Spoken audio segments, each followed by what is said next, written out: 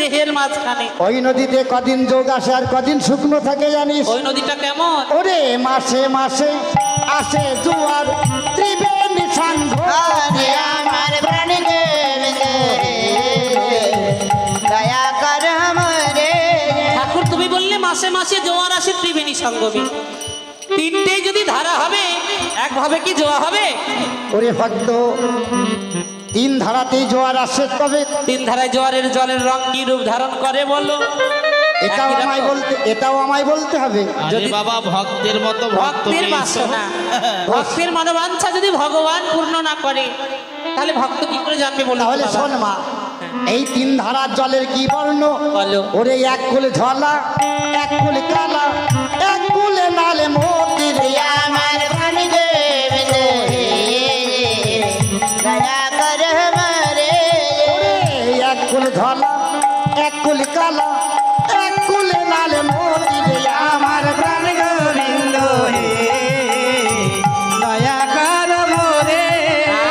শোন মা, হ্যাঁ তুই না বললি কদিন শুকনো থাকে আর কদিন জোয়ার আসে? হ্যাঁ এই ত্রিবেণী নদী কদিন শুকনো থাকে আর কদিন জোয়ার আসে জানো? ওরে 27 দিন তার থাকে শুকনো, 3 দিনে জোয়ার আসে রে আমার প্রাণ দয়া কর আমারে। ওরে 27 দিন তার থাকে শুকনো, 3 দিনে জোয়ার আসে রে আমার প্রাণ গোবিন্দ হে দয়া কর মোরে। তুমি বললে 27 দিন শুকনো থাকে, 3 দিন জোয়ার আসে। আমি তো সেটাই জানতে চাচ্ছি, 3 দিনেই কি জোয়ারের জল এক রং বরণ করে? না রে দিনে দিনে ভক্ত। পরিবর্তন হয়। দিনে দিনে পরিবর্তন হয় সত্য, হ্যাঁ। তবে সেই জলে স্নান করা যায়। সেই জলে স্নান করা যায়? যায় রে তাহলে আমি ভক্ত। নামবো। না, আরে সেই জলে কারা স্নান করে জানিস? বলো। আর সেই জলে স্নান করলে কি হয় জানিস? বলো। ওরে সেই জলে হয়, ওরে সেই জলে স্নান করলে হয় গৌরাঙ্গ মূরতি রে আমার প্রাণ দয়া কর আমারে। ওরে সেই জলে না স্নান করলে হয় গৌরাঙ্গ মূরতি রে আমার প্রাণ গোবিন্দ হে তাই বুঝি? তবে শোন, বলো। তবে সবাই স্নান করতে পারে না। তবে কারা স্নান করে জানিস? কারা? কত বড় বড় মহাজন ঋষি হ্যাঁ।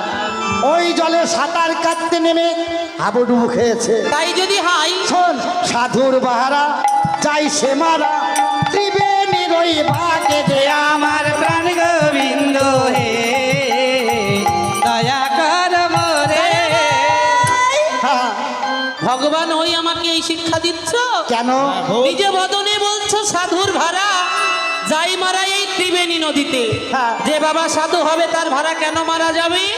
পুরে ভক্ত, সাধুর ভাড়া কেমন ভাবে মারা যায় জানি? আমি সেই কথাই তো বলছি, যে সাধু হবে হ্যাঁ। তার ভাড়া কেন মারা যাবে? যাবে ভক্ত। সাধু গুরুদের ভাড়া তো মারা যায় না।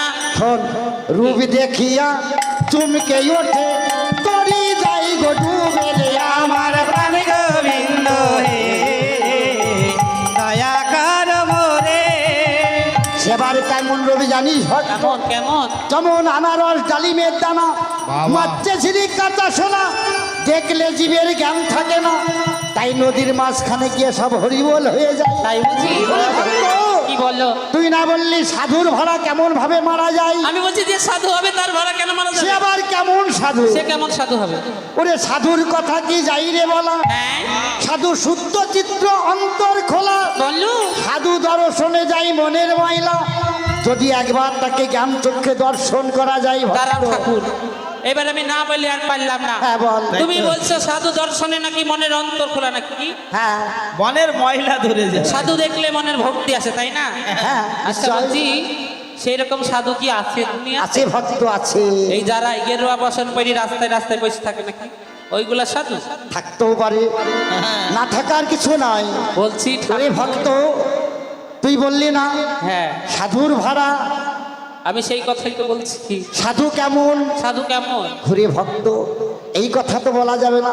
কেন? কারণ যমনে বৃন্দাবনে তরুলতায় প্রেম ফল ধরে, কৃষ্ণ যাহার বহির মুখ সাধু বলি তারে, হ্যাঁ। যার দেহে ওই নাই কৃষ্ণ তার দেহ বৃন্দাবন, ত্রিবেণীর এই তত্ত্ব জানে সাধুজন। কি বললা? হরিবল হরিবল। ঠাকুর বলছে কি যার দেহে ওই নাই কৃষ্ণ, কি নাই? হ্যাঁ, তাই তো। ওই নাই কৃষ্ণ। ওই শব্দের অর্থ? ওই শব্দের অর্থ হচ্ছে কাম। কাম ছাড়া কি মানুষ বাঁচে? ঠিকই বলেছিস মা, পশু পাখি জীবজন্তু সবার ভিতরে কাম আছে। ঠিকই বলেছিস। কাম না থাকলে প্রেম আসা কোথা তাহলে হতে? সে আবার কোন সাধু? কাম না থাকলে প্রেম আসে কোথা হতে? আমি তো তাই ওরে বলছি। কামের কথা বলবো আমি, তুই ধরো না সানে রে। আমার প্রাণ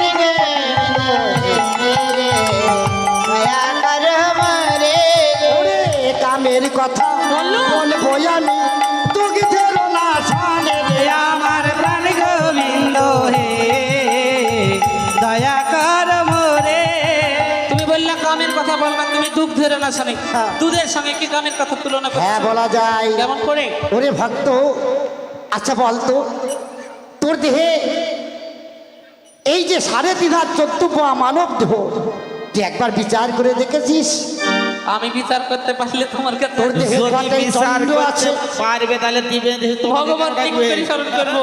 হ্যাঁ। আমি শুধু জানতে চাই। ও তুই শুধু জানতে চাস। আচ্ছা শোন, বলো। তোদের দেশে দুগ্ধ উৎপত্তি হয়, হ্যাঁ, গরুর দুধ হয়, ছাগলের দুধ হয়। হ্যাঁ, খাস না ফেলে দিস? হ্যাঁ, খাস না ফেলে দিস? আমরা খাই, খাস ওই তাই না? আখার উপরে দেয় মা, তারপর জাল দেয়, তারপরে ও খাই। জ্বালাই হ্যাঁ। করে খাস তাই না? আচ্ছা জ্বালাই করতে হলে একটা পাত্রের দরকার আছে তাই না? বাটি, মানে একটা পাত্রের দরকার আছে। ওই তো বাটি বলে। হ্যাঁ পাটি। আচ্ছা সেটার উপরে যখন জ্বালাই করা হয়, তার ভিতরে থেকে একটা বস্তু ওঠে, সেটাকে কি বলিস তোরা? দুধের স্বাদ। খাস না ফেলে দিস? বাবা কি সুন্দর খেতে, হ্যাঁ, কি সুন্দর খেতে। বেশি করে মোটা করে জ্বালাই করে খাই। উঠবার সঙ্গে সঙ্গে খেতে হয় তাই না?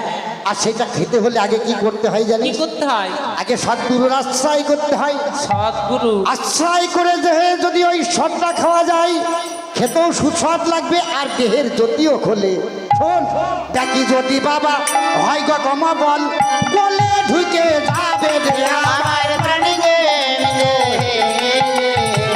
দয়া কর মরে ওরে, দেখি যদি বাবা হয় গো কমা বল, গলে ঢুকে যাবে রে আমার। আমার প্রাণ গোবিন্দ হে কি বললা? এই শোন, এই দেখ 24.5 তত্ত্ব আর 24.5টা প্লেয়ার আর 24.5 চন্দ্র এই দেহের মাঝে বাস করছে। 3.5 14 পাওয়া দেহ মাঝখানে। হ্যাঁ 3.5 14 পোয়া দেহ এ মাঝে। দেহ এত কিছু আছে। হ্যাঁ এত কিছু আছে। তাই ভগবান যখন সুপথ দর্শনে তুমি আমায় করাবে, আজ লক্ষ্য করে দেখছি 3টে ধারা। হ্যাঁ কোন ধারাতে যাবো বলে দিতে হবে। আর এই ধারাতে গেলে কি হবে, এই ধারে যাওয়ার আগে কি করতে হবে? নারায়ণের পুজো করতে হবে। ওরে ভক্ত শোন মা, তুই না বললি শিবের কৈলাসে যাব? হ্যাঁ, শিবের কৈলাসে যাবার রাস্তা 3টেই। 3টে। আমি না বললাম রজতম শত, এই 3 ধারায় শিবের কৈলাসে যাওয়া যায়। যাওয়া যাবে? তবে রজ পথে যাবি ভক্ত, পাবি 18 মাসে রে আমার। আমার প্রাণ গোবিন্দ হে দয়া কর মোরে। ওরে তম পথে যাবি ভক্ত, পাবি 12 মাসে রে আমার। আমার প্রাণ গোবিন্দ হে আমি যদি সত্য পথে যাই, নারায়ণ নারায়ণ নমো কত পথে গেলে কি হবে জানিস? নারায়ণ। কি হবে? প্রভু গো, কে?